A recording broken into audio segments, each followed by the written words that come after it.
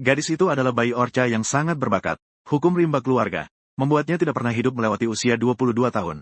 Di kehidupan ketiga yang buruk, pria di depanku disebut Duke Naga, melancarkan serangan menghancurkan terhadap keluarga orca. Semua penjahat mengalami kepunahan. Untungnya, kekuatan naga membengkokkan ruang dan waktu. Dia malah menemukan cara untuk pulang yang belum pernah terjadi sebelumnya. Selanjutnya, dia akan membuat Adipati Naga menjadi batu loncatan di jalannya pulang. Namun, tidak bisa begitu saja pergi dengan mudah. Dia harus membalas dendam pada nenek yang telah mengabaikannya 3 kali. Selain itu, memberikan pelajaran pada beberapa kakak laki-laki keluarganya yang tidak bisa diandalkan. Sekali lagi membuka mata. Adegan yang familiar terlihat. Suara gaduh di sekitar. Semua terus-menerus meragukan mengapa mereka tidak terbangun. Kenapa mereka bisa menjadi pengantin naga? Ini benar-benar penghinaan bagi keluarga orca. Mengingat kembali kehidupan-kehidupan sebelumnya yang mengerikan. Entah itu gagal menggoda tokoh utama, atau tiba-tiba mati mendadak. Di kehidupan ini, akhirnya ada harapan. Kemudian dia dibawa oleh pengasuh ke kamar tidur. Dengan kasar dia dibuang ke atas tempat tidur. Beberapa saat kemudian, pintu kamar dibuka lagi. Yang terdepan adalah pemimpin keluarga orca saat ini. Dia menatap tajam ke arah gadis di depannya. Dia kemudian bertanya kepada sekretaris, kemampuan apa yang telah terbangkit. Sekretaris melihat ke arah formulir. Terjadi keheningan yang canggung. Melihat tidak ada jawaban, kepala keluarga mendengus sekali dan menyebutnya sampah sebelum pergi. Mari kita panggil dia Calypso. Ternyata dia masih sama dinginnya seperti biasa. Di keluarga yang menerapkan hukum rimba ini, tidak berhasil membangkitkan kekuatan air. Sama sekali tidak mendapatkan setetes kasih sayang dari nenek. Tetapi saat ini, tidak bisa membiarkan nenek pergi begitu saja. Dia setidaknya harus hidup sampai usia 10 tahun untuk menjadi pengantin naga. Dia mengubah kebiasaannya yang dulu. Dia langsung memanggil kepala keluarga dengan sebutan nenek. Ini menarik perhatian kepala keluarga. Dia segera bertanya pada sekretaris di sebelahnya. Apakah orang ini sebenarnya bisa berbicara? Meskipun keluarga orca adalah penjahat utama, tapi bakat bahasa mereka cukup buruk. Mereka biasanya baru paham saat berusia 5 tahun. Kepala keluarga mendekat dan mengelus payudara gadis itu. Kali terus memanggil nenek puluhan kali. Dia juga manja mengulurkan tangan minta dipeluk. Apa kamu bingung, nenek? Ini adalah hadiah kembali. Kepala keluarga berpikir sejenak. Kemudian dengan kejam mengangkat kali. Dia mengumumkan kepada sekretaris bahwa orang ini adalah yang dia inginkan. Meskipun tidak memiliki kekuatan air, tetapi untungnya otaknya cukup berkembang. Bisakah kamu membuktikan kegunaanmu? Mendengar itu, Kali menarik beberapa helai rambut gradasi nenek. Kemudian dia menunjukkan sikap sebagai pemenang. Sepertinya langkah pertama untuk pulang sudah berhasil. Sangat sulit dipercaya. Anaknya yang sakit-sakitan, ternyata masih bisa melahirkan orang seperti ini. Kemudian perintah sekretaris untuk mengatur agar Calypso dikirim untuk pelatihan. Jika masih belum bisa membangkitkan kekuatan air, masih bisa dibuang nanti. Mendengar hal itu, Calypso merasa sangat percaya diri. Dia pasti ingin membuat nenek ini melihatnya dengan cara yang berbeda. Sejak kemampuannya diakui, Calypso diminta untuk pindah ke gedung utama setelah 1 minggu. Pelayan itu mengubah sikap arogannya yang biasa. Dia mulai menjilat Calypso, namun segera akan pergi untuk pelatihan. Saat ini perlu mencari seorang pengasuh. Setelah memikirkan, tidak ada pilihan yang sesuai. Sepertinya hanya bisa meminta bantuan ayahnya, Pierre. Dia melompat ke halaman, tertarik pada pria di samping air mancur. Dia memulai pembicaraan dengan menyapa dia. Berdasarkan penampilannya, orang ini mungkin adalah ayahnya. Ternyata memang cantik tapi bernasib buruk. Dibuang terlalu dini di kehidupan sebelumnya. Tidak berkesempatan untuk bertemu. Calypso mendekati Pierre, mengeluarkan camilan kecilnya untuk menyuapnya. Tapi itu tidak berhasil. Calypso menggerutu dalam hati, lalu bersiap untuk pergi, menuju tempat pelatihan. Sampai gadis itu pergi, Pierre perlahan menyadari bahwa anak ini sepertinya adalah putrinya. Rencana Calypso pun berhasil. Tujuannya adalah untuk menarik perhatian ayahnya. Keluarga jauh dan dekat memang mirip secara fisik, tapi kepribadiannya sangat berbeda. Malam hari Calypso kembali ke rumah. Para pelayan sedang mengobrol tentang ketidakmampuan mereka. Calypso tidak memperhatikan. Diam-diam menutup pintu kamar. LTEN. Saat ini, keinginannya untuk mendapatkan bantuan Pierre mencapai puncaknya. Keesokan harinya, ia kembali ke dekat air mancur. Ia sangat kesal karena tidak seperti kakak-kakaknya yang secara alami memiliki kekuatan air. Tapi untungnya di kehidupan sebelumnya dia juga mendapatkan air mata naga air. Sebelum memiliki kemampuan untuk keluar dan membangkitkan kekuatan. Mari kita taklukkan Pierre terlebih dahulu. Namun, di belakang ada 2 anak yang sedang berbicara. Dengar-dengar, di sini muncul keturunan langsung yang baru lahir. Bahkan tidak bisa menggunakan kekuatan air. Dia langsung mendapatkan pengakuan dari kepala keluarga. 2 orang yang tidak terima itu memutuskan untuk menangkap Kali. Ini juga dianggap sebagai pelajaran untuk anak paman Baiyang. Kali yang tidak memiliki kekuatan bersiap untuk melarikan diri. Namun, saat berbalik, dia mengeluarkan suara. 2 pengikut kecil itu segera sadar bahwa dia adalah keturunan langsung yang baru lahir. Beberapa orang berlari selama setengah abad. Kali kehabisan tenaga dan jatuh ke tanah lebih dulu. 2 orang itu mulai mengejek Kali yang tergeletak di tanah. Kali yang tidak terima mulai membalas. 2 orang itu kebingungan. Orang ini bisa berbicara. Tidak heran jika dia tidak memiliki kekuatan air namun tetap mendapatkan perhatian kepala keluarga. Calypso segera menggigit tangan anak laki-laki itu. Menggunakan seluruh tenaga. Dapat dikatakan bahwa itu melukai musuh 1000, tetapi merugikan diri sendiri 800. Namun, dia tidak peduli. Dia mengumpat bahwa 2 bocah ikan kepala juga berani mengganggu dirinya. Suasana tiba-tiba menjadi tenang. Mendengar kata-kata itu, kedua orang itu bersiap untuk melanjutkan langkah berikutnya. Calypso berpikir cepat dengan menyebut nama ayahnya, Pierre. Kedua orang itu tidak percaya bahwa Tuan Pierre akan membantu Calypso. Dia adalah orang yang bahkan menolak panggilan dari kepala keluarga. Anak laki-laki itu memutuskan untuk mencoba kebenarannya. Dalam keadaan genting, Calypso terbangun dengan kekuatan air. Dia mengusir ancaman. Dia juga memberikan isyarat yang cukup keren. Namun, kekuatan ini sebenarnya adalah karya Pierre yang bersembunyi di balik pepohonan. Calypso yang kembali ke kediaman mulai mengingat bagaimana dia menggunakan kekuatan ini sebelumnya. Mengapa sekarang tidak ada kemajuan sedikit pun? Ketika dia merasa tidak percaya, pintu di belakangnya dibuka. Seorang gadis cantik baru datang mengaku sebagai pengasuhnya, Misa. Dia memberi hormat kepada sang putri. Dari seorang nyonya langsung menjadi putri. Hati Calypso sangat senang. Tapi dia selalu merasa bahwa dia pernah melihat pengasuh di depannya. Seperti komandan di kehidupan sebelumnya. Sepertinya dia telah mendatangkan seorang jenderal untuk dirinya. Calypso yang bahagia memutuskan untuk berjalan-jalan. Misa khawatir akan keselamatan sang putri. Meminta untuk ikut pergi. Melihat Misa begitu setia, Calypso mengulurkan tangan kecilnya untuk menyentuhnya. Kemudian dia pun pergi. Dia ingin pergi sendirian untuk menghadapi Pierre. Hari pertama bayi Orca masuk sekolah. Dia sudah memberikan pelajaran kepada para preman di sekitarnya. Bahkan menerima saudara lumba-lumba putih sebagai pengikut. Tak lama kemudian, Calypso kembali ke dekat air mancur. Menanyakan kepada Pierre apakah dia bisa menggunakan kekuatan air. Jika iya, tolong ajarkan saya. Memberikanmu kesempatan untuk mengembangkan bakat. Pria itu sangat terkejut. Mengapa harus memilih dirinya? Calypso langsung berkata bahwa paman itu mirip dengan ayahnya. Keren dan kuat. Dan sangat mencintai dirinya sendiri. Ketika berbicara tentang ini, Calypso teringat pada keluarganya di kehidupan sebelumnya. Jangan terburu-buru. Berusaha secepat mungkin untuk kembali dan bertemu mereka. Pierre bertanya dengan sengaja kepada Calypso. Mengapa tidak langsung belajar dari ayahnya? Ayahnya adalah orang yang sangat sibuk. Sedangkan pamannya berbeda. Setiap hari hanya duduk di samping air mancur tanpa melakukan apa-apa. Begitu kata-katanya selesai, air di sekitar berkumpul di tubuh pria itu. Rasa tertekan muncul secara instan. Calypso dengan cerdas bersiap untuk pergi. Menuju akademi pelatihan. Melihat sosok Calypso yang pergi, Pierre benar-benar tidak mengerti. Mengapa meskipun sudah tahu identitasnya, masih berpura-pura tidak tahu. Sungguh anak yang menarik. Kemudian Pierre menggunakan kekuatan air. Gulung di depan dirinya sendiri. Memerintahkan Calypso untuk datang setiap hari pada waktu yang sama. Semua berkumpul di sini untuk bertemu. Lalu, harus panggil kamu apa? Terserah padamu. Dalam kehidupan sebelumnya, kekuatan terbangun dengan bantuan harta karun. Ditambah dengan orang baik yang memberikan trik. Itu adalah menyelam sepenuhnya ke dalam air. Dapat secara efektif mempercepat pengembangan kemampuan. Namun, ini juga merupakan pelajaran pertama Pierre. Calypso menutup mulut dan hidungnya. Melompat ke dalam air mancur. Sensasi tercekik datang menghampiri. Dibandingkan dengan latihan di darat, tingkat bahaya di dalam air terlalu tinggi. Hingga detik terakhir tenggelam.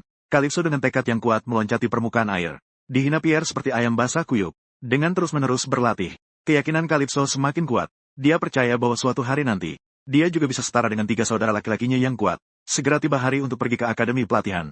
Yang menyambut Calypso adalah seorang wanita berambut perak bernama Leila. Bertanggung jawab atas pelatihan tingkat dasar akademi. Ingat bahwa di kehidupan sebelumnya dia datang ke sini. Dituduh mencuri permata oleh beberapa anak dari keluarga jauh. Leila pernah membantunya. Dia sangat rasional dalam membela dirinya. Namun pada akhirnya, dia masih kalah dari rencana jahat anak-anak. Setelah reinkarnasi, dia tidak pernah melihat sosok Leila lagi. Tidak menyangka bahwa di kehidupan ini mereka bertemu lagi. Permulaan kali ini bisa dibilang tak terkalahkan. Leila juga sangat terkejut. Calypso yang berusia 3 tahun bahkan bisa melakukan hal yang begitu anggun. Harus tahu bahwa anak-anak lain masih bermain dengan lumpur. Calypso datang ke sini untuk menyerang dengan level yang berbeda lebih dari 10 dimensi. Normalnya, bayi Orca berkembang dengan lambat. Mereka baru bisa berbicara dengan baik di kemudian hari. Calypso segera menjadi salah satu anak di sini. Bahkan menjadi seorang mentor kecil untuk mendidik anak-anak lainnya. Melihat itu, Leila membawa Calypso ke kelas yang lebih tinggi. Rencana berjalan dengan sempurna. Harus membuat ayah melihat jenius ini bersinar. Leila berkata terus terang bahwa yang terakhir yang sepintar ini adalah saudara laki-laki Calypso yang ketiga. Gadis di depan ini bahkan memenuhi syarat sebagai pewaris. Sesuai kesepakatan, Calypso pergi ke dekat air mancur setiap hari. Mendengar cerita menarik tentang Calypso di akademi pelatihan. Segera memberikan hadiahnya untuk berlari puluhan putaran lagi. Dalam beberapa waktu ini, kekuatan air tidak ada peningkatan. Sebaliknya, massa ototnya semakin besar. Hal ini membuat Pierre semakin bingung. Dia membawa Calypso ke tempatnya. Tampaknya sangat sederhana. Bisa dibilang seperti kandang babi. Pierre memerintahkan Calypso untuk membersihkan tempat ini. Ini jelas adalah kerja keras yang sederhana. Dengan dalih belajar, menjadikannya tenaga kerja. Tanpa pilihan, Calypso hanya bisa mengikuti. Pierre di sampingnya menjelaskan pengetahuan. Ekspresi putus asa itu terlihat sangat tampan. Tak lama kemudian malam tiba. Calypso melihat selembar sapu tangan di atas meja. Menanyakan kepada pria itu bagaimana mengatasinya. Buang saja. Namun Calypso tidak melakukannya. Dia menyimpannya diam-diam di dalam saku. Itu pasti sesuatu yang berkaitan dengan ibunya. Jika tidak, Pierre tidak akan bereaksi sebesar itu. Kemudian Calypso melanjutkan latihannya. Baik daya tahan maupun kekuatan mengalami peningkatan yang jelas. Keesokan harinya Calypso bangun dengan seluruh tubuh pegal. Latihan berikutnya adalah mencuci pakaian. Tidak tahu apakah dia masih bisa melakukannya. Layla memimpin gadis-gadis menuju kelas baru. Diperkirakan prestasi Calypso telah menyebar di keluarga. Ini juga berdampak pada pemilihan penerus berikutnya. Menjadi duri di mata adalah perkara waktu saja. Calypso meminta agar hal ini segera dilaporkan kepada nenek. Kemudian dia bergegas masuk. Sebagian besar paus adalah peace love. Hanya Orca yang merupakan pengecualian. Caron sebagai pengganggu di kelas. Sering mengusik saudara lumba-lumba putih.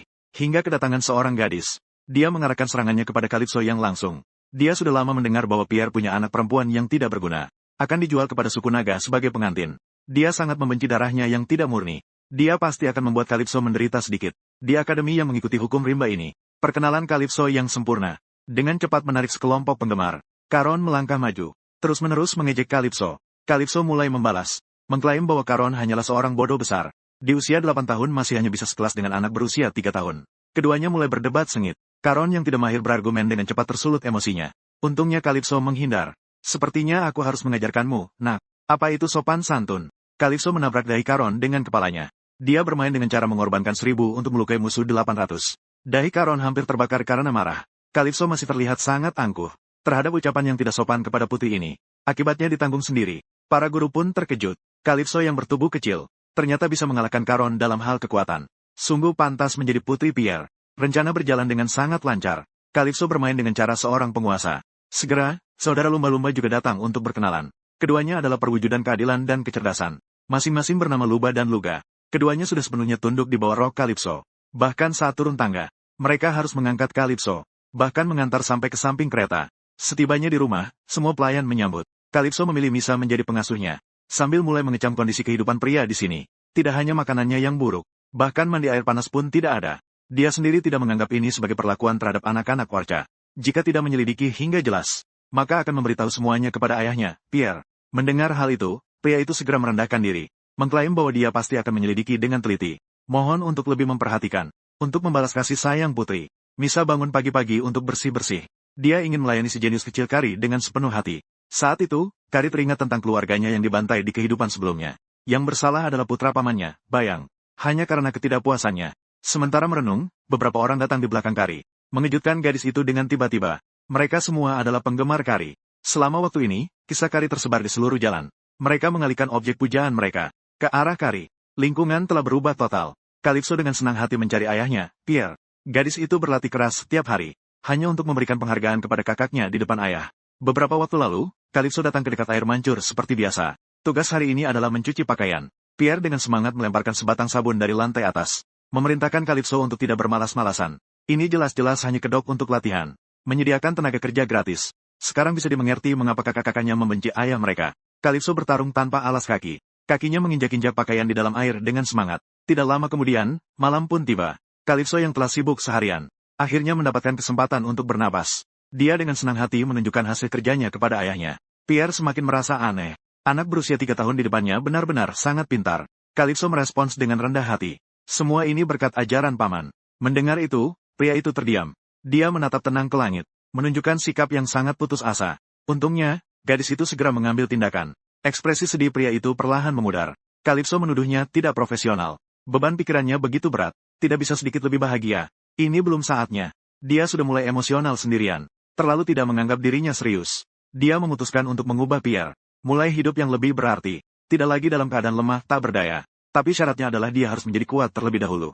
Dia mulai makan berlebihan untuk mempercepat pertumbuhannya. Dikatakan bahwa perayaan naga akan diadakan segera. Semua orang ingin melihat keanggunan Adipati Naga. Tapi yang diundang hanyalah makhluk darat. Ini membuat nenek yang menjadi kepala keluarga segera kembali untuk mengumumkan diadakannya pertemuan keluarga. Akhirnya akan bertemu dengan saudara-saudaranya. Calypso memutuskan untuk mengetahui situasi mereka terlebih dahulu. Dia datang dengan hati-hati ke Akademi Menengah. Kebetulan melihat trio tersebut sedang membuli anak laki-laki berambut perak. Namun itu adalah kakak ketiganya. Seluruh tubuhnya bergetar. Barulah mereka sadar bahwa ini hanya dimiliki oleh keturunan langsung. Ternyata ini adalah hobi kakak ketiganya.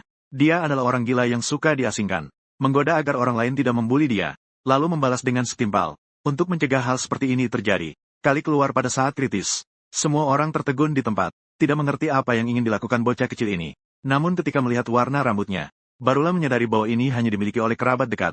Beberapa orang segera mundur, melihat keadaan berkembang dengan baik. Namun kakak ketiganya di samping mulai merasa kesal. Dia kembali ke penampilannya yang asli, mengingatkan Kali untuk tidak menghalangi dirinya. memintanya segera pergi menjauh. Pertemuan ini sepertinya tidak seperti yang dibayangkan. Kali memutuskan untuk memberi pelajaran kepada kakak ketiganya yang sok tahu.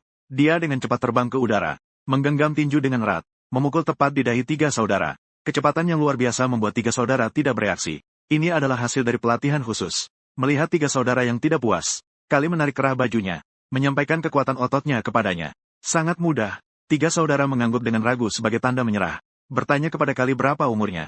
Bagaimana bisa menjadi begitu kuat, agar bisa membantunya menghentikan Adipati Naga yang mengamuk di masa depan. Kali mengklaim bahwa tiga saudara itu lemah, memerintahkannya untuk mengikuti pelatihan khususnya. Ternyata, tiga saudara yang harga dirinya hancur, untuk menjadi lebih kuat, akhirnya setuju. Keduanya mencapai kesepakatan, sebelum mengalahkan dirinya sendiri. Pertama, menyingkirkan hobi yang tidak sehat. Keesokan harinya, Kali membawa tiga saudara ke samping air mancur.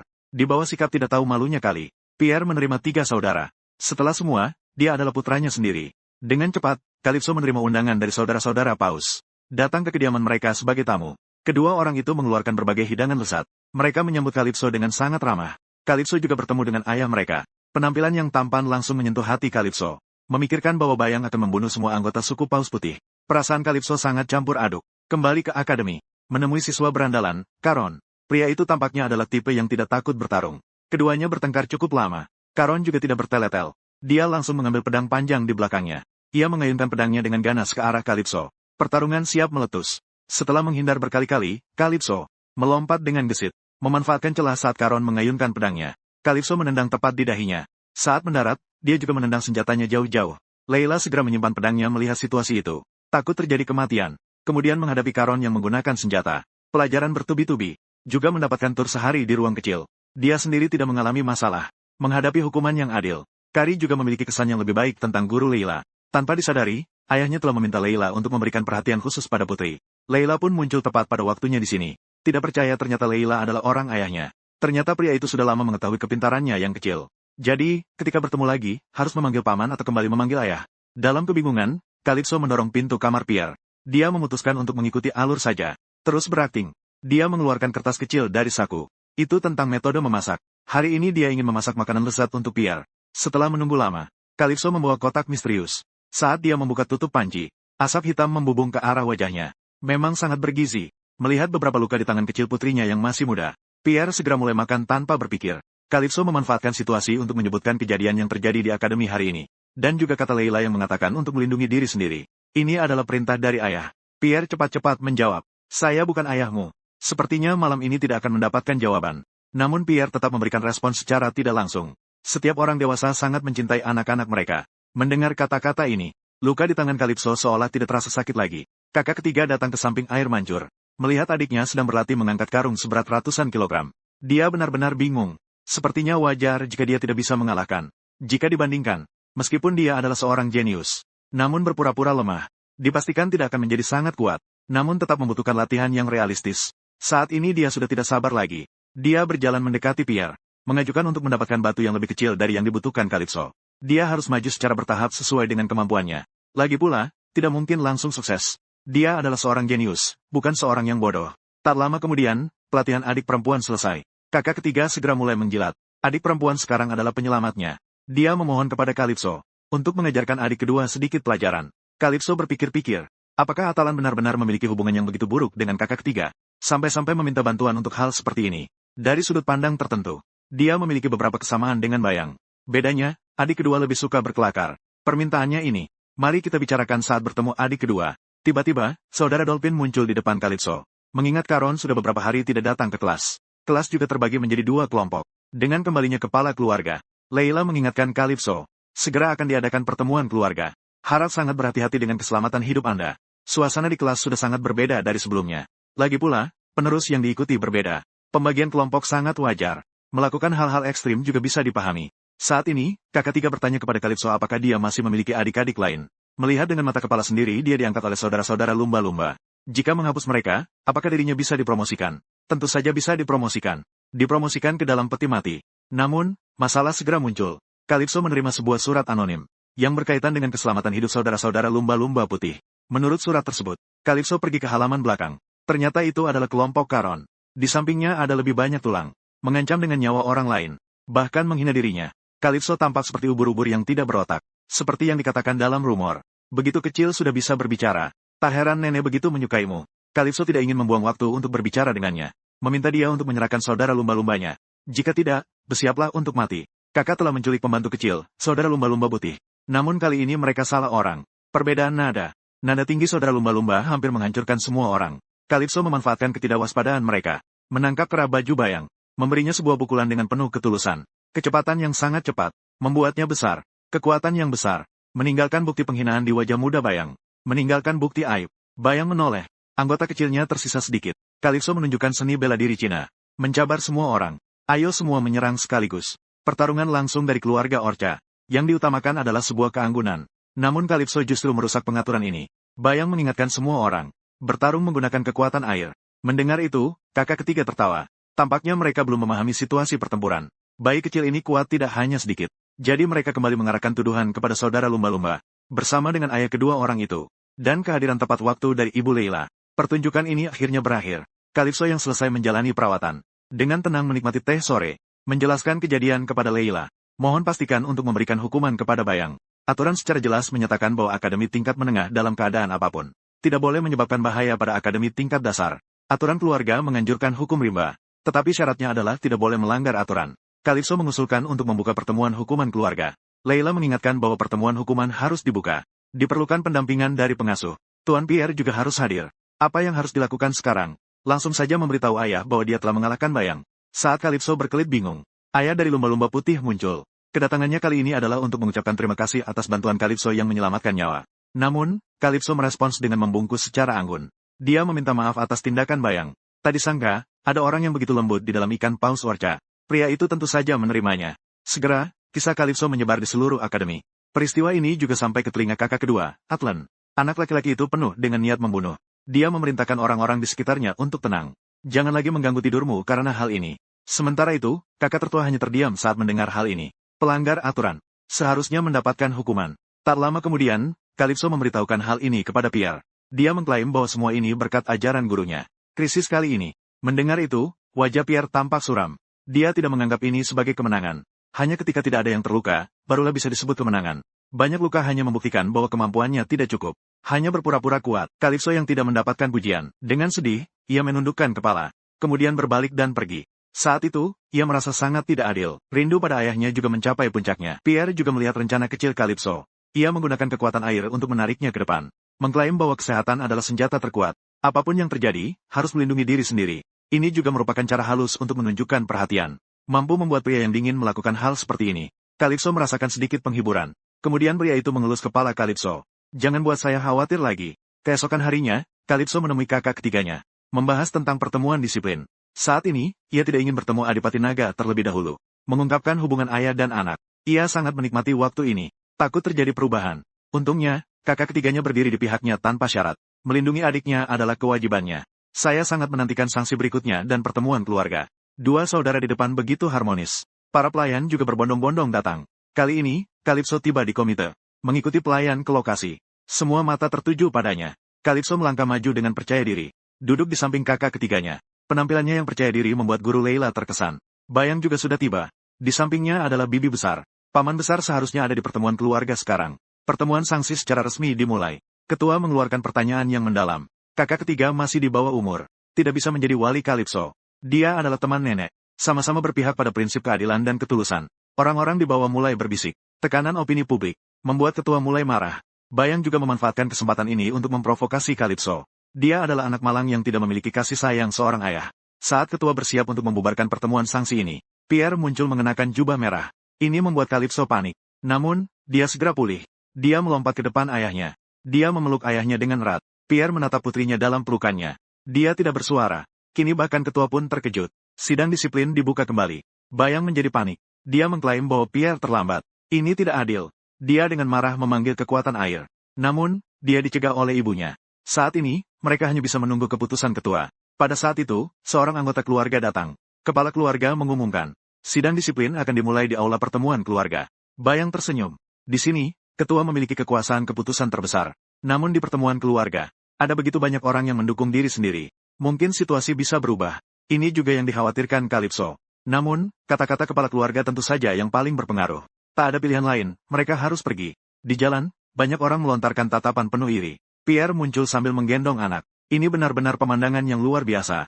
Selanjutnya, mereka akan menunggu penghakiman dari pemimpin keluarga. Seorang pria yang tidak pernah muncul di depan anggota suku.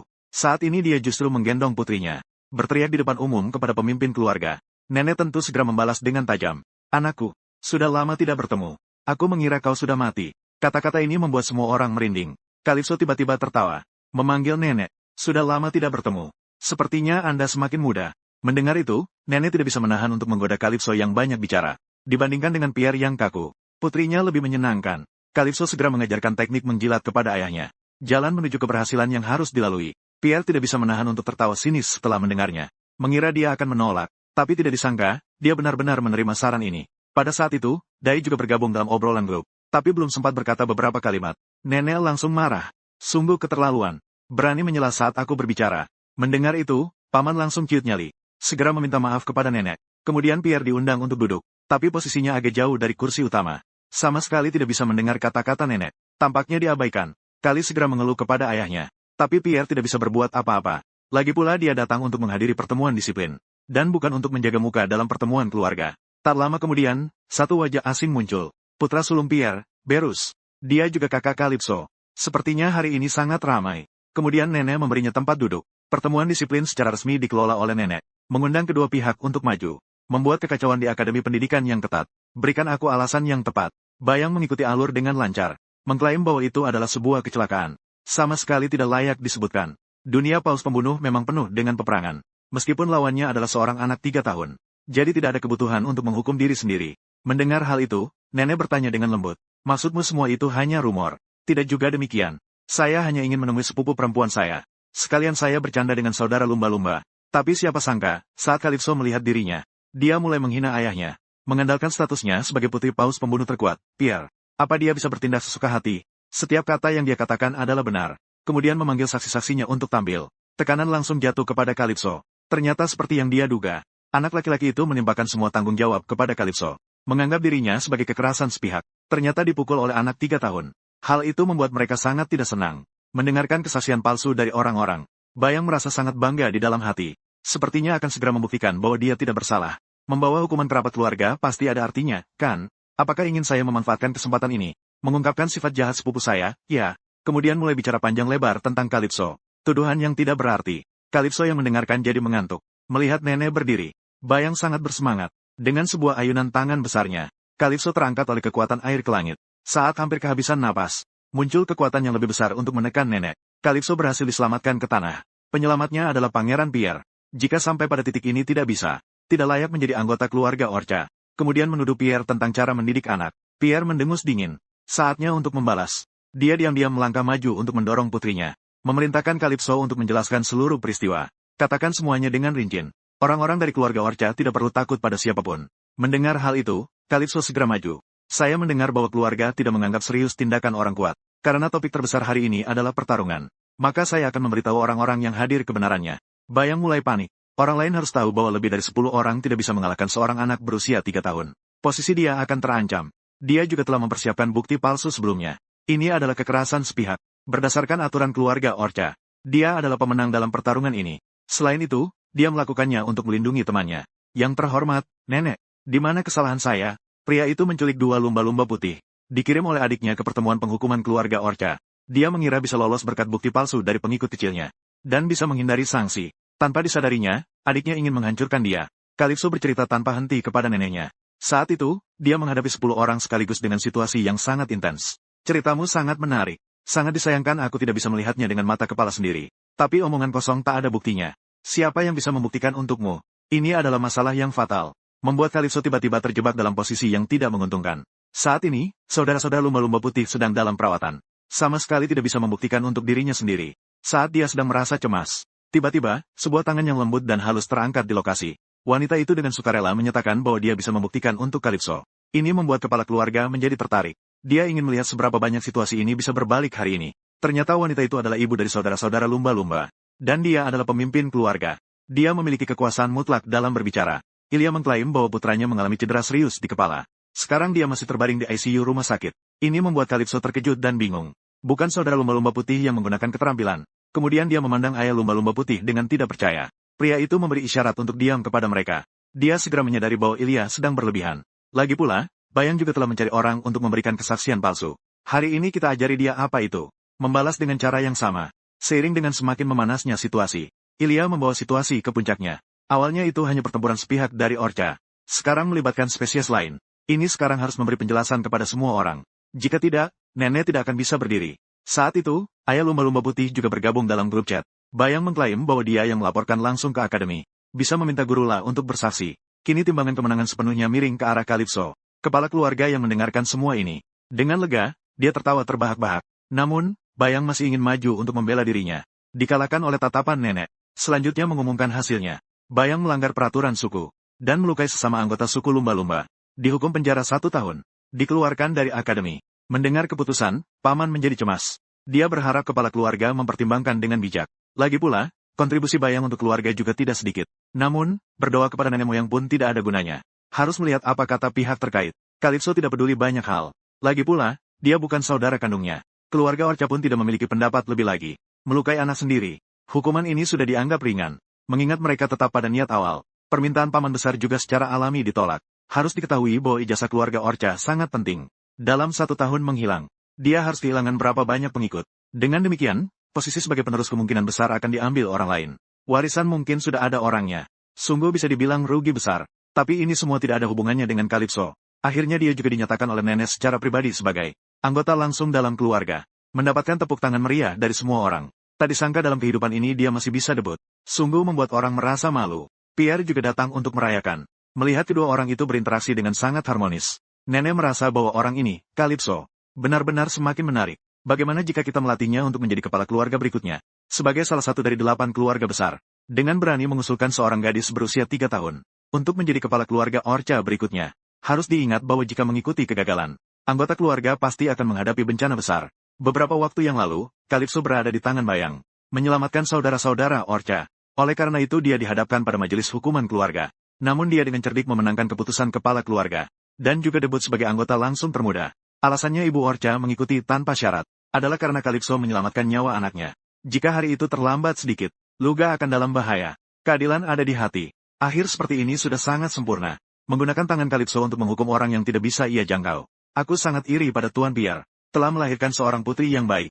Mohon bantuannya di masa depan. Keluarga Paus Putih adalah dukungan kuatmu. Calypso yang lelah seharian pulang ke rumah. Mulai bersantai dengan nyaman. Pierre berjalan mendekati putrinya. Yang harus datang akhirnya datang juga. Sudah saatnya membicarakan masalah sebutan. Keduanya jelas saling mengerti. Permainan saling curiga juga seharusnya diakhiri. Gadis Bow, sudah lama tahu bahwa saya adalah ayahmu, kan? Calypso saat ini masih tidak berani mengakui. Terlalu banyak hal yang terjadi dalam waktu ini. Dia sangat menikmati waktu ketika Pierre menjadi gurunya.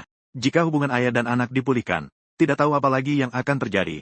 Sekarang dia terlalu mencolok. Ancaman akan segera menyusul. Mungkin itu adalah adik Bayang. Atau bisa juga Berus. Tapi saat memikirkan ayah di pertemuan hukuman, gambaran dirinya yang lembut dan melindungi. Dia mengalami sedikit perjuangan. Bagaimanapun juga, dalam 3 kehidupan sebelumnya, dia tidak pernah mendapatkan dukungan dari Pierre. Jadi dia tidak berani bertaruh. Pierre juga tidak tahu. Calypso sebenarnya membutuhkan bentuk kasih sayang ayah yang seperti apa. Dia yang sakit tidak pernah memikirkan masalah ini. Namun Calypso pernah menjelaskan tentang ayah idealnya. Pierre memutuskan untuk mulai berubah. Menjadi ayah sempurna dalam pandangannya. Tanpa disadari, Calypso sekarang penuh dengan pikiran tentang keluarganya di kehidupan sebelumnya. Mengenai ketidakpastian ini, dia untuk sementara tidak bisa menerimanya. Jika mengikuti alur cerita, saya mungkin tidak akan pernah mendapatkan perhatian Pierre seumur hidup saya. Ada sedikit unsur ngambek di sini. Pierre juga menangkap maksud tersirat dari Kari. Kemudian dia berlutut dengan satu lutut. Dengan tulus, membuat anak itu tenang. Dan menyarankan setelah Kari mengerti. Dia bisa datang kapan saja untuk mengakui ayahnya ini. Sebelum itu, keduanya masih bisa menjaga hubungan guru dan murid. Kari merasa sangat bingung di dalam hati. Dalam waktu yang panjang di masa lalu, orang yang mengeluh memang terlalu banyak. Yang paling banyak jelas adalah nenek kepala keluarga. Sehingga dia sama sekali tidak memiliki kesempatan untuk mengeluh kepada ayahnya Pierre. Keluarga Orca memang seperti ini. Tanpa kekuatan, tidak ada hak untuk diakui. Tapi selama waktu bersama ini, membuatnya merasakan perbedaan dari Pierre. Ini benar-benar membuatku gila. Generasi keempat ini benar-benar terlalu sulit. Sebagai salah satu dari 8 keluarga besar, ternyata tanpa ragu mendorong gadis berusia 3 tahun. Menjadi kepala keluarga Orca berikutnya. Harus diketahui bahwa jika mengikuti dan gagal, anggota keluarga pasti akan menghadapi bencana besar. Beberapa waktu yang lalu, Calypso berada di tangan Bayang. Menyelamatkan saudara-saudara lumba-lumba. Oleh karena itu, dia dibawa ke sidang disiplin keluarga. Namun dia dengan cerdas memenangkan keputusan kepala keluarga. Dan juga muncul sebagai anggota langsung termuda. Alasan mengapa ibu lumba-lumba mengikuti tanpa syarat adalah karena Calypso menyelamatkan nyawa anaknya. Jika terlambat sedikit pada hari itu, Luga akan berada dalam bahaya jiwa. Keadilan ada dalam hati manusia. Akhir seperti ini sudah sangat sempurna. Memanfaatkan Calypso untuk menghukum orang yang tidak bisa dijangkau olehnya. Sungguh iri pada Tuan Pierre. Telah melahirkan seorang putri yang baik. Mohon untuk lebih memperhatikannya di masa depan. Keluarga lumba-lumba putih adalah dukungan kuatmu. Calypso yang lelah seharian pulang ke rumah. Mulai berbaring dengan nyaman. Pierre mendekati putrinya. Yang seharusnya datang tetap datang. Sudah saatnya membicarakan masalah panggilan. Keduanya jelas saling memahami. Permainan curiga juga harus diakhiri. Gadis Bow, pasti sudah tahu bahwa aku adalah ayahmu. Calypso saat ini masih tidak berani mengakui. Terlalu banyak yang terjadi selama waktu ini. Dia sangat menikmati waktu saat Pierre menjadi gurunya. Jika kembali menjadi hubungan ayah dan anak, tidak tahu perubahan apa lagi yang akan terjadi. Sekarang dirinya terlalu mencolok. Ancaman akan segera menyusul. Mungkin itu adalah adik bayang. Atau mungkin Belarus. Tapi teringat ayah di sidang hukuman.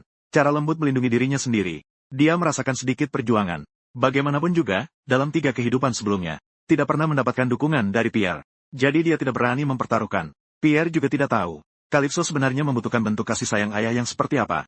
Dia yang terjangkit penyakit tidak pernah memikirkan masalah ini. Namun, Carrie pernah mendeskripsikan ayah idealnya kepada dirinya sendiri. Pierre memutuskan untuk mulai berubah.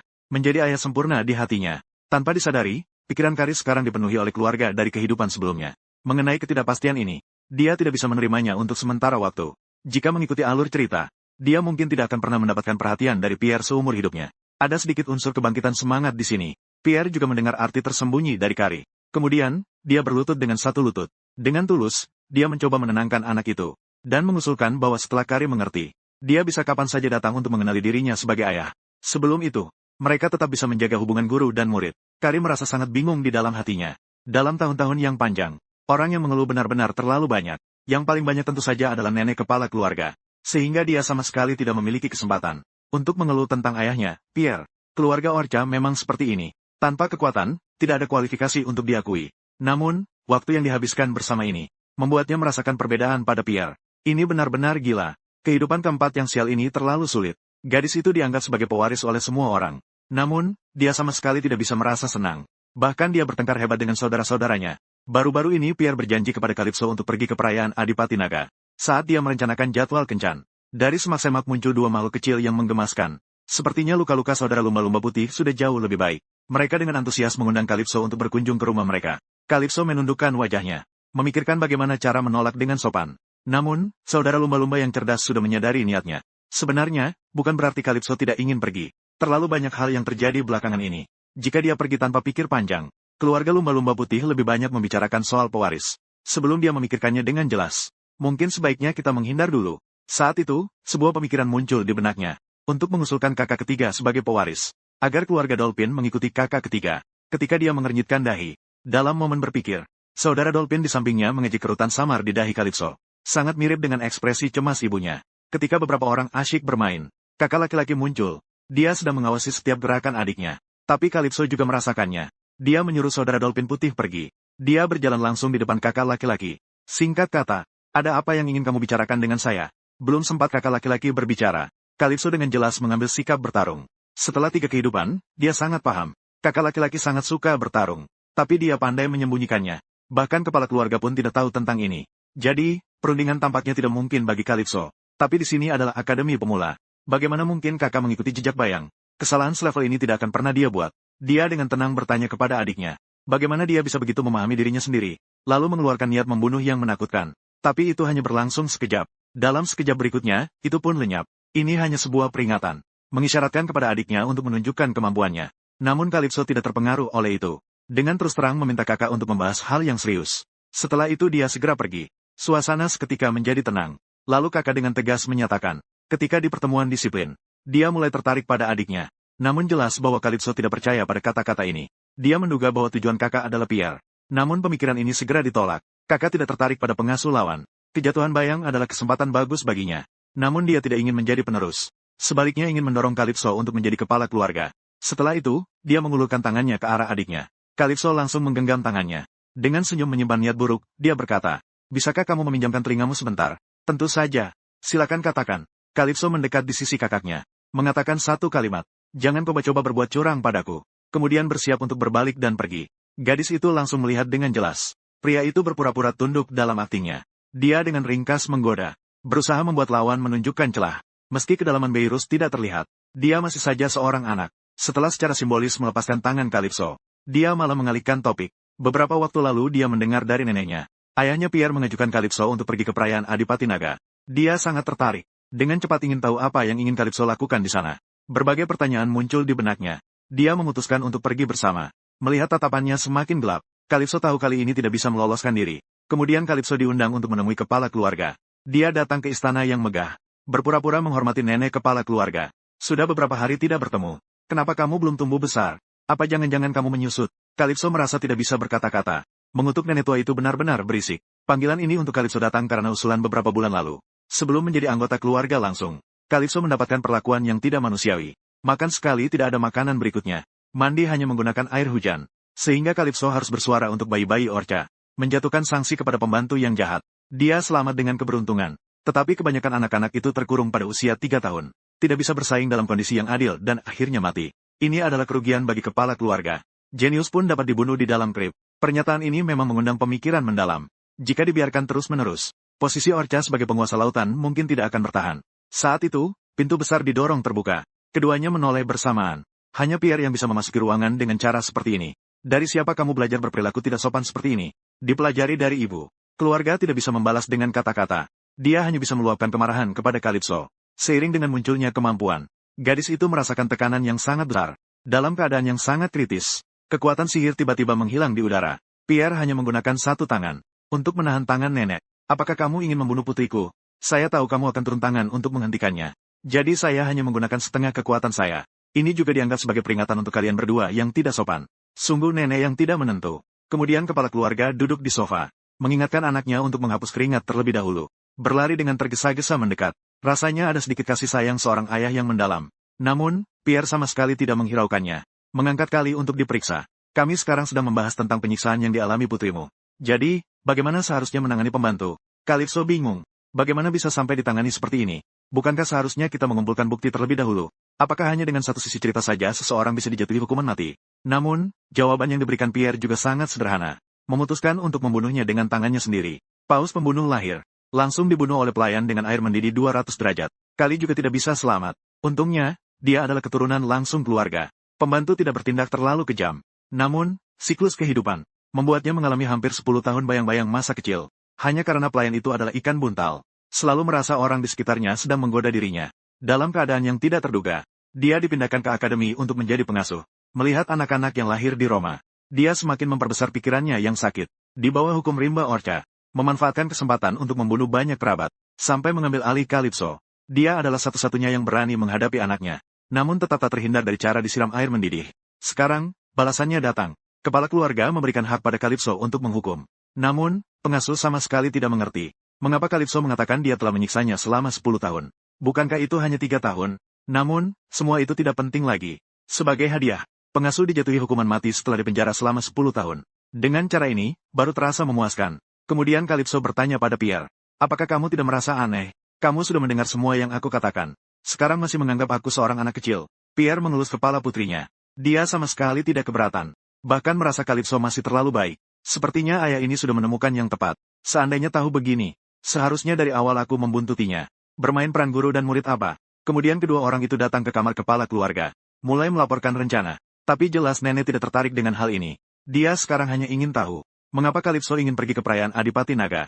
Calypso menyatakan bahwa perayaan hanya mengundang makhluk darat. Orca sebagai penguasa laut yang diundang khusus. Dia ingin pergi untuk membuktikannya sendiri. Kekuatan keluarga. Ucapan besar ini membuat nenek tertawa. Dia benar-benar takut Calypso akan dipukul dan digeser di tanah. Sebelum pergi, nenek juga tidak lupa mengejek sedikit. Semoga kau bisa hidup sampai aku bisa memanggil namamu dengan mulutku sendiri. Namun sebelum Calypso sempat merespons, Pierre menyatakan, tenang saja, dia akan melindunginya. Momen emosional yang tiba-tiba ini membuat nenek merasa canggung hingga hampir pusing. Akhirnya akan bertemu. Bayiku, Adipati Naga. Seorang pria telah menculik 2 ekor lumba-lumba putih. Dikirim oleh adiknya ke sidang hukuman keluarga Orca. Awalnya berpikir bisa lolos dengan bukti palsu dari pengikut kecil. Bisa menghindari hukuman. Tanpa disadari, adiknya berencana untuk membuatnya terjerat. Calypso berbicara tanpa henti kepada neneknya. Menggambarkan saat ia menghadapi 10 orang sekaligus. Ceritamu sangat menarik. Sayangnya, aku tidak bisa melihatnya langsung. Tapi kata-kata saja tidak cukup. Siapa yang bisa membuktikan untukmu? Pertanyaan mematikan ini membuat Calypso terjebak dalam posisi yang tidak menguntungkan. Saat ini, saudara lumba-lumba putih sedang dirawat. Sama sekali tidak bisa membuktikan dirinya. Saat dia merasa putus asa, tiba-tiba, sebuah tangan halus mengangkat di tempat kejadian. Seorang wanita mengklaim bisa memberikan kesaksian untuk Calypso. Ini tentu menarik perhatian kepala keluarga. Dia ingin melihat seberapa banyak keadaan ini bisa berbalik hari ini. Ternyata wanita itu adalah ibu dari saudara lumba-lumba, dan juga merupakan pemimpin keluarga. Dia memiliki hak bicara yang mutlak. Ilya mengklaim bahwa putranya mengalami cedera serius di kepala. Sekarang dia masih terbaring di ICU rumah sakit. Ini membuat Calypso bingung. Bukankah yang menggunakan keterampilan itu saudara lumba-lumba putih? Kemudian dia dengan tidak percaya menatap ayah lumba-lumba. Pria itu memberinya isyarat untuk diam. Dia seketika menyadari bahwa Ilya berlebihan. Lagi pula, Bayang juga telah mencari seseorang untuk memberikan kesaksian palsu. Hari ini mari kita ajarkan dia apa itu. Membalas dengan cara yang sama. Seiring dengan semakin meningkatnya situasi, Ilya membawa situasi ini ke puncaknya. Awalnya hanya pertarungan sepihak dari paus pembunuh. Sekarang melibatkan spesies lain. Kali ini harus memberikan penjelasan kepada semua orang. Jika tidak, nenek tidak akan bisa bertahan. Pada saat ini, ayah lumba-lumba juga bergabung dalam grup chat. Mengklaim bahwa dia sendiri yang melaporkan Bayang ke akademi. Dapat meminta Bula untuk bersaksi. Sekarang keseimbangan kemenangan sepenuhnya beralih ke Calypso. Kepala keluarga yang mendengar semua ini, tertawa lepas setelah merasa lega. Namun Bayang masih ingin maju untuk membela dirinya. Dihentikan oleh tatapan nenek yang mematikan. Selanjutnya mengumumkan hasilnya. Bayang melanggar peraturan keluarga. Dan menyakiti orang-orang suku babi.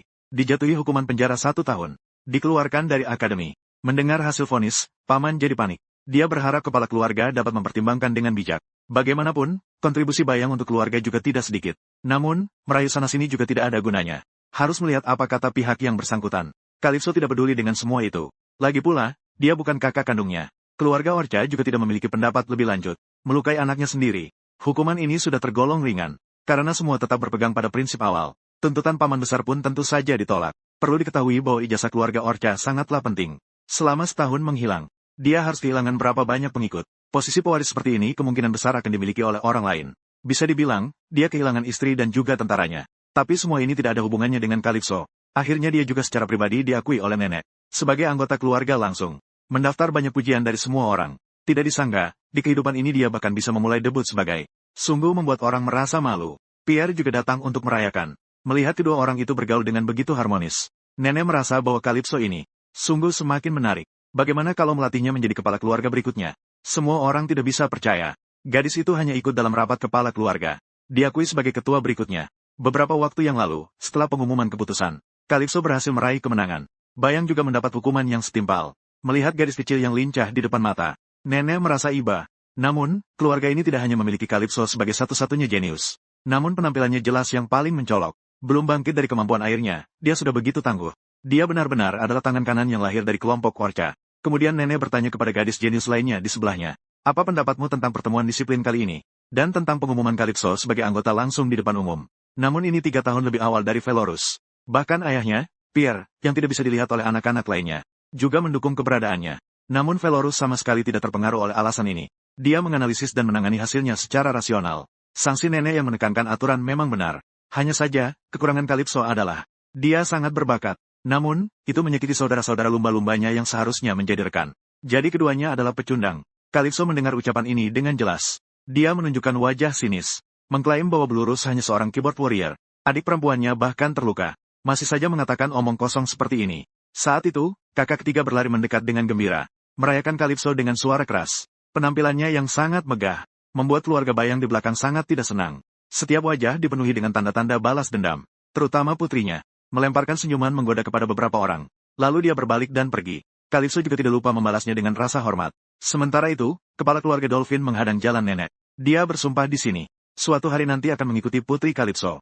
Dan akan menjadikannya sebagai putri generasi berikutnya. Saya tidak salah dengar, kan? Dia baru berusia 3 tahun, loh. Tindakan ini membuat semua orang di tempat itu terkejut. Ada orang yang bahagia dan ada orang yang superior. Keluarga akan mulai mengubah susunan mereka. Pertemuan baru saja selesai. Banyak orang memberikan tawaran. Bahkan orang tua pun tidak terkecuali. Saat itu, pemimpin keluarga ikan paus mendekati Calypso. Dia langsung menyebut Calypso sebagai penerus. Penerus. Kemudian mengundangnya ke halaman. Untuk membahas beberapa hal secara pribadi. Lagi pula ini berkaitan dengan keluarganya sendiri. Pilihannya akan mempengaruhi arah kelompok ikan paus putih ke depannya. Jika kalah dalam taruhan, maka tidak ada harapan untuk selamat. Tindakan ini bukanlah keputusan yang gegabah. Calypso telah menyelamatkan anaknya. Dia ingin membalas budi. Saat ini, tampaknya tindakan Calypso di pertemuan sanksi layak mendapatkan dukungan yang dipertaruhkan nyawanya. Faktanya, bertahun-tahun yang lalu, 8 keluarga besar melakukan pemungutan suara. Masing-masing memiliki hak untuk memilih pemimpin keluarga. Yang memiliki suara terbanyak, itu tanpa diragukan lagi adalah penguasa laut. Sebagai salah satu dari 8 keluarga besar. Sungguh, tanpa ragu mengusulkan seorang gadis berusia 3 tahun. Menjadi pemimpin keluarga Orca yang berikutnya. Perlu diketahui bahwa begitu mengikuti gagal, anggota keluarga pasti akan menghadapi bencana besar. Baru-baru ini Calypso berada di tangan Bayang. Menyelamatkan saudara Orca. Oleh karena itu, dia dihadapkan pada Dewan Disiplin Keluarga. Namun, dia dengan cerdik memenangkan keputusan kepala keluarga. Dan juga menjadi anggota langsung termuda. Alasan mengapa Ibu Orca mengikuti tanpa syarat, adalah karena Calypso menyelamatkan nyawa anaknya. Jika dia terlambat sedikit hari itu, Luga mungkin berada dalam bahaya jiwa. Keadilan terpancar dari hati manusia. Akhir seperti ini sudah sangat sempurna. Dengan bantuan Calypso, dia menghukum orang yang tidak bisa dia jangkau. Aku sangat iri pada Tuan Pierre. Telah melahirkan seorang putri yang baik. Mohon bantuannya di masa depan. Keluarga lumba-lumba putih adalah pendukungmu yang kuat. Calypso yang lelah setelah seharian pulang ke rumah. Mulai berbaring dengan santai. Pierre berjalan mendekat ke putrinya. Apa yang harus datang tetap datang. Sudah saatnya membahas masalah panggilan. Kedua orang itu jelas saling memahami. Permainan curiga ini seharusnya berakhir. Gadis Bow, kamu sudah tahu aku adalah ayahmu, kan? Calypso saat ini masih belum berani mengakui. Terlalu banyak hal yang terjadi belakangan ini. Dia sangat menikmati waktu Pierre menjadi gurunya. Jika mereka mengembalikan hubungan sebagai ayah dan anak, tidak tahu perubahan apa lagi yang akan terjadi. Sekarang dirinya terlalu mencolok. Ancaman akan segera menyusul. Mungkin itu adalah adik Bayang. Atau mungkin Blues. Tapi begitu memikirkan ayah yang ada di sidang hukuman, penampilannya yang lembut melindungi dirinya. Dia merasa sedikit tertekan. Bagaimanapun juga, di 3 kehidupan sebelumnya, dia tidak pernah mendapat dukungan dari Pierre. Jadi dia tidak berani mempertaruhkan. Pierre juga tidak tahu. Calypso sebenarnya butuh bentuk kasih sayang ayah yang seperti apa. Dia yang selalu sakit tidak pernah memikirkan masalah ini. Tapi Kari pernah menggambarkan ayah idealnya kepada dirinya sendiri. Pierre memutuskan untuk mulai berubah. Menjadi ayah yang sempurna di hatinya. Tanpa disadari, Kari kini penuh pikiran tentang keluarganya di kehidupan sebelumnya. Mengenai ketidakpastian ini, dia untuk sementara tidak bisa menerimanya. Jika mengikuti alur cerita, dia mungkin tidak akan pernah mendapatkan perhatian Pierre seumur hidupnya. Ada juga sedikit unsur ngambek di sini. Pierre juga menangkap maksud tersirat dari Calypso. Kemudian dia berlutut dengan satu lutut. Dengan sepenuh hati untuk menenangkan anak itu. Dan mengusulkan bahwa setelah Kari memahami, dia bisa kapan saja mengakui ayahnya ini. Sebelum itu, keduanya masih bisa mempertahankan hubungan guru dan murid. Kari merasa sangat bingung di dalam hatinya. Di waktu yang pernah panjang, orang-orang yang mengeluh terlalu banyak. Yang paling banyak tentu saja adalah nenek kepala keluarga. Sehingga dia sama sekali tidak memiliki kesempatan untuk mengeluh kepada ayahnya, Pierre. Keluarga Paus Orca memang seperti ini. Tanpa kekuatan, tidak ada kualifikasi untuk diakui. Namun, waktu yang dihabiskan bersama ini, telah membuatnya merasakan sisi berbeda dari Pierre. Ini benar-benar membuat gila. Dunia keempat yang sial ini terlalu sulit, bukan? Meskipun Paus Orca adalah Raja Laut. Namun, terkadang mereka juga harus merendahkan diri. Setelah Calypso berhasil mendapatkan serangkaian pengikut, Pierre akhirnya tidak bisa duduk diam. Dia melihat putrinya semakin cemerlang. Dia tak sabar bertanya kepada Calypso, apakah dia bersedia membiarkannya terus menjadi pengawalnya. Calypso benar-benar merasa bingung di dalam hatinya. Dia hanya ingin menemukan Adipati Naga, membuka pintu menuju dunia nyata. Dengan demikian kembali ke pelukan ayahnya. Saat ini dia mengerti perasaan Pierre. Dalam empati tersebut, Calypso akhirnya menerima pria itu. Namun, Pierre harus bersumpah di sini. Dan atas nama laut, ini tidak lain adalah janji yang mempertaruhkan nyawa. Yang melanggar janji akan kehilangan segalanya. Termasuk nyawa. Pierre tidak berpikir 2 kali. Lalu dia menggenggam tangan Kali. Berjanji untuk selamanya terikat dengan Kali. Sampai tua, sakit, dan mati. Tindakan ini sangat gila dan seperti Orca. Saat ini, strategi telah berhasil. Tetapi gelar berubah dari guru menjadi ayah yang murah. Masih terasa agak kaku. Dan memiliki pengasuh yang nyata. Jarak untuk mengalahkan Adipati Naga tidak jauh lagi. Pierre juga sangat ceria. Dia langsung setuju untuk pergi ke perayaan. Tetapi sebagai imbalan, Pierre berharap ketika Kali sepenuhnya mengakui dirinya. Jangan lagi memanggilnya guru, tetapi menyebutnya dengan ramah sebagai ayah. Segera, keduanya kembali ke kamar masing-masing. Pierre yang sadar mulai berpikir melompat-lompat. Selama waktu ini, penampilan Calypso, sambil meningkatkan kecerdasan emosional dan intelektual, kekuatan juga meningkat. Tidak terlihat seperti anak berusia 3 tahun. Dan untuk pertama kalinya melihat ekspresinya yang penuh harapan. Bukan untuk mengakui dirinya sendiri, tapi untuk pergi ke perayaan naga apa. Ini benar-benar aneh. Tidak lama kemudian, pikirannya terputus oleh suara ketukan pintu. Ternyata yang datang adalah putrinya. Dia baru saja menyelesaikan pelatihan intensif yang diberikan oleh Pierre. Lalu dia bertanya pada Pierre, apakah dia benar-benar mencintainya sebagai seorang putri? Atau takut janjinya akan dibalas oleh laut? Meskipun itu hanya cara bercanda. Namun membuat Pierre melompat dengan bersemangat. Untungnya, Calypso pandai berbicara. Mengklaim bahwa keduanya tidak perlu begitu kaku. Cukup melindungi diri sendiri ketika diperlukan. Calypso sudah memiliki seorang papa. Dan tidak ada yang bisa menggantikan posisinya. Tidak lama kemudian, izin Calypso untuk pergi ke perayaan disetujui. Dia sangat senang. Jaraknya 1 langkah untuk pergi. Dengan pengalaman kegagalan dari 3 kehidupan sebelumnya, kali ini dia siap untuk merencanakan dengan baik.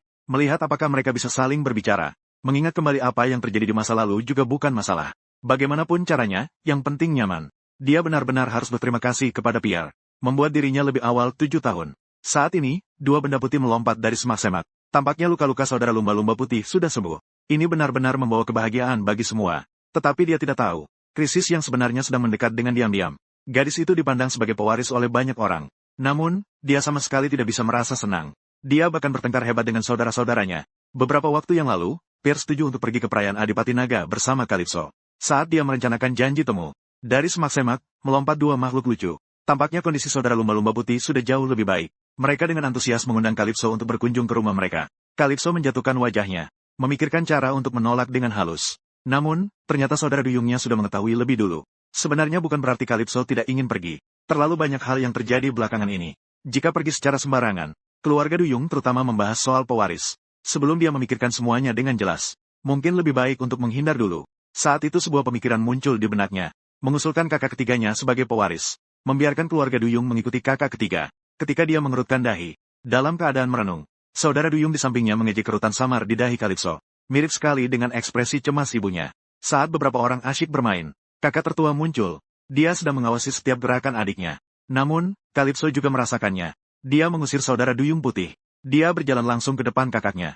Singkatnya, ada apa kamu mencari saya? Belum sempat kakak berbicara. Calypso dengan jelas mengadopsi sikap bertarung. Setelah 3 kehidupan, dia sangat paham. Kakak sangat suka bertarung. Tapi dia pandai menyembunyikannya. Bahkan kepala keluarga pun tidak tahu tentang hal ini. Jadi, perundingan tampaknya tidak mungkin bagi Calypso. Tapi ini adalah akademi pemula. Bagaimana mungkin kakak mengikuti jejak bayang?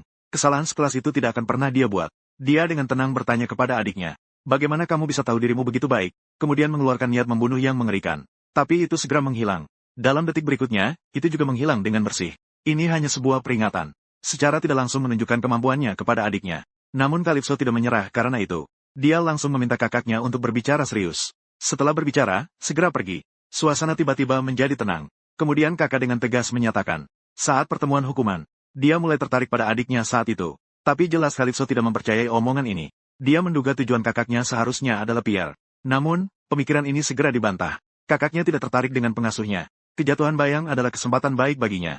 Namun, dia tidak ingin menjadi pewaris. Sebaliknya, dia ingin mengajukan Calypso untuk menjadi kepala keluarga. Setelah berkata demikian, dia mengulurkan tangannya kepada adiknya. Calypso menarik tangannya dengan kuat. Dia berkata dengan senyuman menyimpan niat jahat. Bisakah kamu meminjamkan aku telingamu sebentar? Baiklah, silakan katakan. Calypso mendekat ke sisi kakaknya. Dia melepaskan satu kalimat. Jangan coba-coba bermain curang padaku. Kemudian dia bersiap untuk berbalik dan pergi. Gadis itu segera melihat melalui. Pria itu berpura-pura tunduk dalam aktingnya. Dia menggoda dengan beberapa kalimat.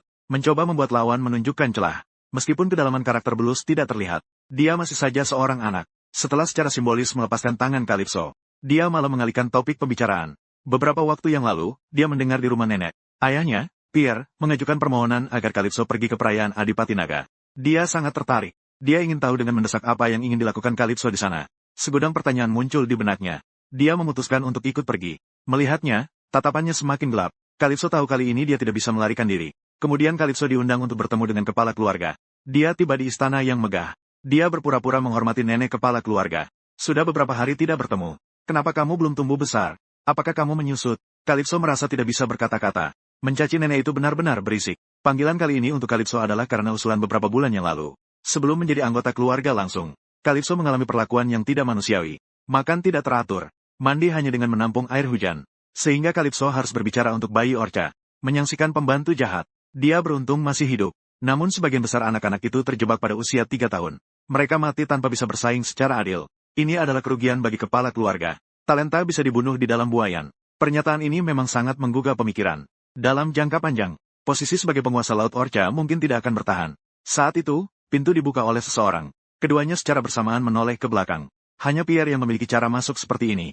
Dari siapa kamu belajar perilaku tidak sopan ini? Dipelajari dari ibu. Keluarga tidak bisa membantah. Dia hanya bisa melepaskan kemarahannya kepada Calypso. Dengan munculnya kemampuan ini, gadis itu merasakan tekanan yang luar biasa. Pada saat yang kritis, kekuatan sihir tiba-tiba lenyap di udara. Pierre hanya dengan satu tangan mengendalikan cara nenek. Apakah kamu ingin membunuh putriku?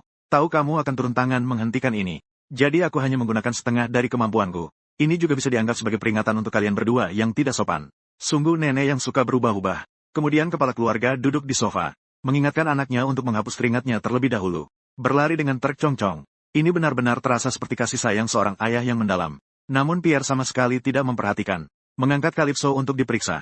Kami sekarang sedang membahas tentang penyiksaan putrimu. Jadi, bagaimana seharusnya menangani pelayan? Calypso bingung. Bagaimana bisa itu ditangani? Bukankah seharusnya pergi mengumpulkan bukti terlebih dahulu? Apa bisa hanya berdasarkan satu sisi cerita menentukan hukuman mati? Namun jawaban Pierre juga sangat sederhana. Memutuskan untuk menghabisinya sendiri. Hiu Orca baru saja lahir. Langsung dibunuh oleh pelayan dengan air mendidih 200 derajat. Calypso juga tidak dapat terhindar. Untunglah dia adalah garis keturunan langsung keluarga. Pembantu tidak terlalu ekstrim. Namun, siklus kehidupan membuatnya mengalami hampir 10 tahun bayang-bayang masa kanak-kanak. Hanya karena pembantu itu adalah seekor ikan buntal. Selalu merasa orang-orang di sekitarnya menggoda dia. Karena kesalahan yang tidak terduga, dia dipindahkan ke akademi untuk menjadi pengasuh. Melihat anak-anak yang lahir di Roma, di dalam hatinya yang sakit, perasaan itu perlahan membesar. Di bawah hukum rimba Orca, memanfaatkan kesempatan untuk membunuh banyak sanak saudara, sampai mengambil alih Carly. Dia adalah satu-satunya yang berani menghadapi anaknya sendiri. Namun tetap tidak bisa lepas dari cara disiksa dengan air mendidih. Sekarang balasannya datang. Kepala keluarga memberikan hak untuk menghukum Carly. Namun pembantu tidak bisa mengerti. Mengapa Carly mengatakan dia telah menyiksanya selama 10 tahun? Bukankah itu hanya 3 tahun? Namun semua itu tidak penting lagi. Sebagai hadiah, pembantu dijatuhi hukuman penjara selama 10 tahun dan dijatuhi hukuman mati. Dengan cara ini baru bisa melampiaskan kemarahan. Kemudian Calypso bertanya kepada Pierre, "Apa kamu tidak merasa aneh? Kamu sudah mendengar semua kata-kataku. Apakah kamu masih menganggap aku seorang anak kecil?" Pierre mengelus kepala putrinya. Dia sama sekali tidak keberatan. Sebaliknya, dia merasa Calypso masih terlalu baik hati. Sepertinya ayah ini memang tepat. Seandainya tahu seperti ini, harusnya sejak awal aku mengikatnya. Drama guru murid macam apa yang sedang Anda mainkan? Kemudian keduanya pergi ke kamar kepala keluarga, mulai melaporkan rencana. Tetapi jelas nenek tidak tertarik dengan hal ini. Dia sekarang hanya ingin tahu, mengapa Calypso harus pergi ke perayaan Adipati Naga. Calypso menyatakan bahwa perayaan hanya mengundang makhluk darat. Paus Orca sebagai Raja Laut yang diundang. Dia harus pergi untuk membuktikannya sendiri. Kekuatan keluarga. Ucapan besar ini membuat nenek tertawa.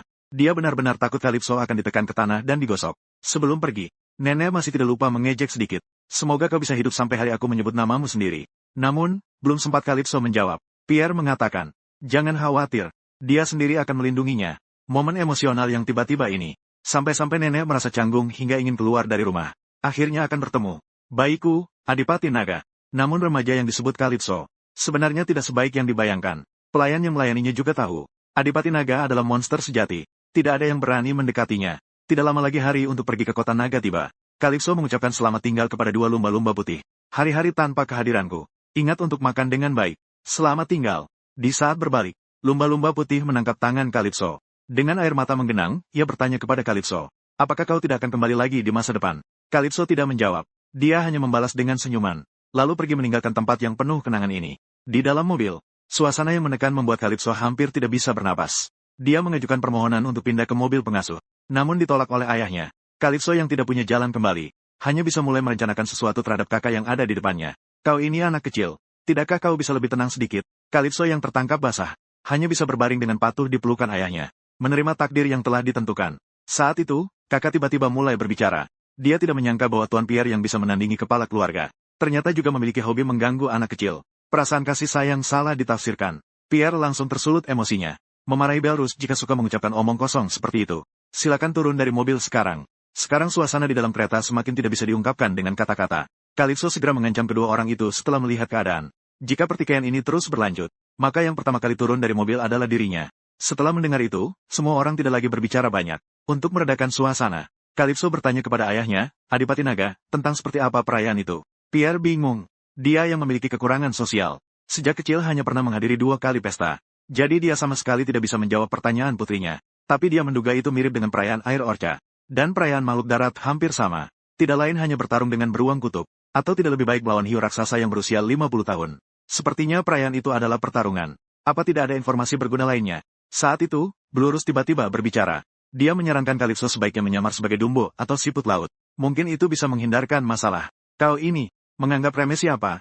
Jangan bercanda, Calypso. Pukulanmu tidak akan membunuhnya. Atau biar aku bantu bunuh dia." Kemudian, Blurus memberikan informasi kunci. Meskipun pergi ke perayaan, belum tentu bisa melihat Adipati Naga. Calypso terdiam. Lalu untuk apa dia susah payah datang ke sini? Saat itu, aura membunuh tiba-tiba menyelimuti. Gelombang cahaya mengenai kereta tempat ketiga orang tersebut. Kedua orang itu segera melindungi Calypso di depan mereka.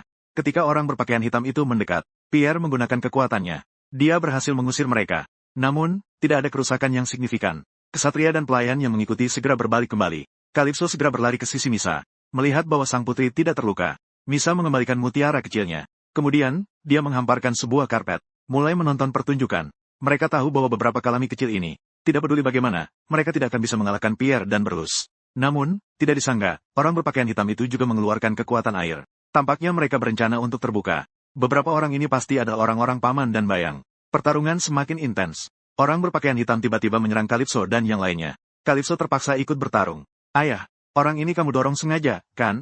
Betul. Ini adalah latihan tempur nyata.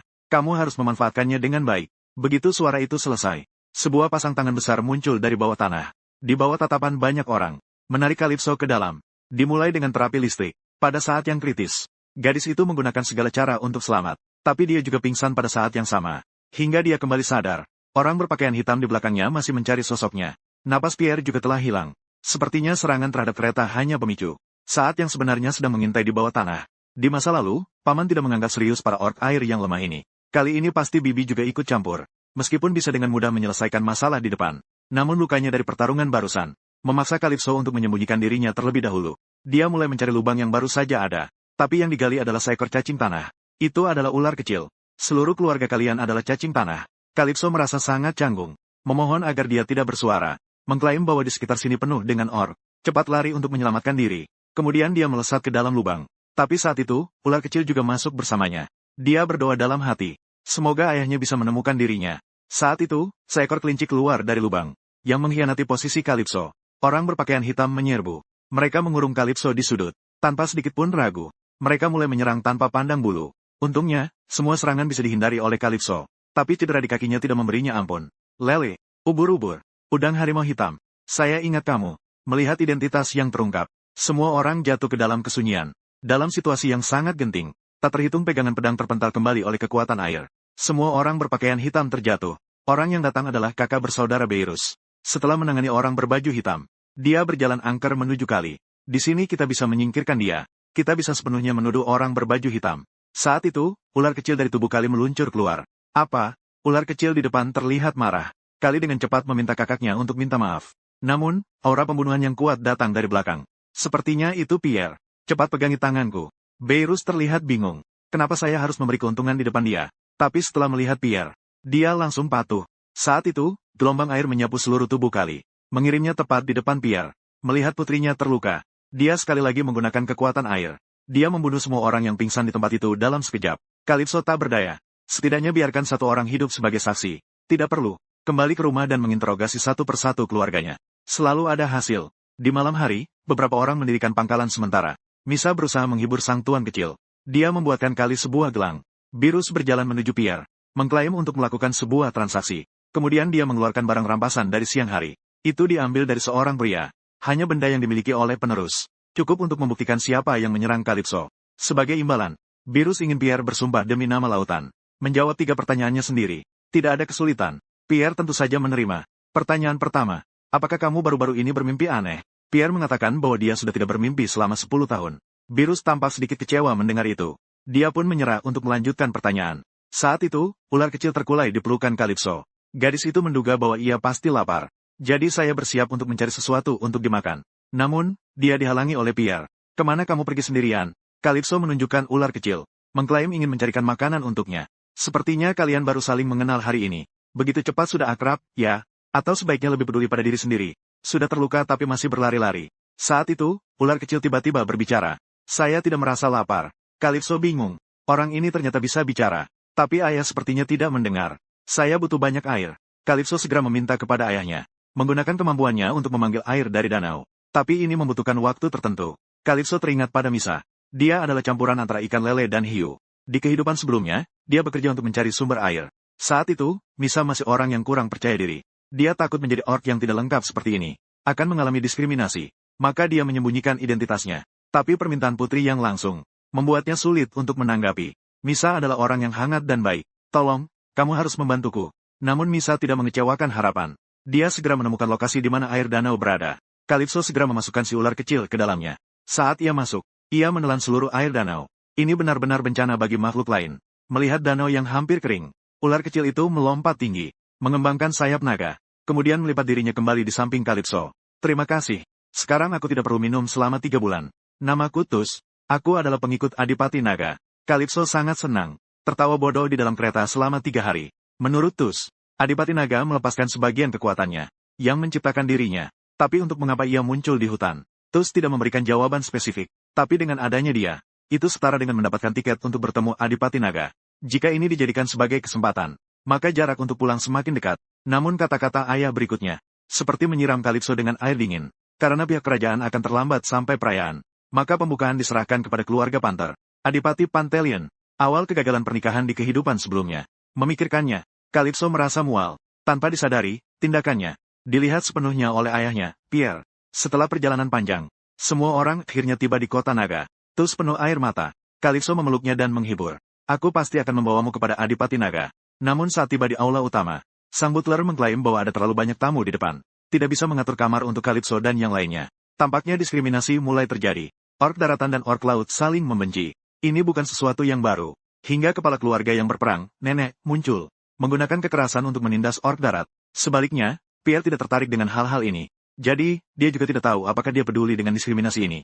Namun, putrinya tidak punya tempat tinggal. Dia tentu saja tidak mengizinkan. Kemudian, dia langsung menendang butler yang mendiskriminasi mereka keluar. Sekarang, apakah masih ada kamar? Lihat pelayan yang masih belum berbicara. Kekuatan air melintas di samping dahinya. Dia terkejut sampai berubah wujud. Segera mengatur suite presiden untuk beberapa orang. Seharusnya sudah seperti ini dari awal. Harus mengalami kesulitan. Hal bodoh. Kemudian dia bertanya kepada putrinya apa yang masih dibutuhkan. Calypso menyebutkan ingin menyapa Adipati Naga. Apakah kamu mendengar? Mengerti, Tuan. Tak lama kemudian, Calypso tiba di kamar tamu. Jika dia datang sebagai pengantin naga, tidak mungkin mendapatkan kamar seperti ini. Lagi pula, pengantin naga hanyalah pengantin secara nominal. Sebenarnya adalah korban. Beberapa dari mereka bertahan hidup selama beberapa tahun. Beberapa tidak bisa kembali hidup-hidup. Apa yang sebenarnya terjadi? Dalam catatan, tidak ada yang dicatat. Beberapa waktu lalu, ayah pergi. Mengklaim setelah kembali tidak perlu memperhatikan orang lain. Apakah ini berarti akan pergi memukul seseorang? Informasi tidak cukup. Dia sebenarnya ingin bertanya pada Tus. Tapi kakak laki-laki selalu mengawasi di sebelahnya. Tak ada pilihan, tidak bisa berbuat apa-apa. Kamu sebenarnya, kenapa kamu terus mengikutiku? Belirus mengklaim dirinya hanya ingin dekat dengan adiknya. Agar lebih akrab. Apa kamu sendiri percaya akan kata-kata ini? Sejak dahulu, keluarga Orca memang hukum rimba. Tidak ada yang namanya ikatan keluarga. Satu-satunya cara untuk mendapatkan kepercayaan adalah dengan membuat pihak lain sepenuhnya tunduk. Namun melihat kembali dari 3 kehidupan sebelumnya, orang ini tidak pernah sejalan dengan dirinya sendiri. Semoga dia masih tertarik dengan posisi kepala keluarga. Jangan berpikir yang tidak, mengganggu rencana pulang sendiri. Saat itu, Pierre kembali. Dia memberikan kabar buruk kepada Calypso. Berdasarkan informasi yang dia dapat dari berbagai sumber, perayaan naga mungkin tidak akan terlaksana. Adipati Naga sakit. Kini Calypso hanya bisa berharap pada Tusus. Namun Tusus juga tidak bisa berbuat apa-apa. Keluar itu mudah, tapi kembali itu sulit. Untuk sampai di sisi Adipati Naga membutuhkan kekuatan yang besar. Jika tidak, mungkin akan mati.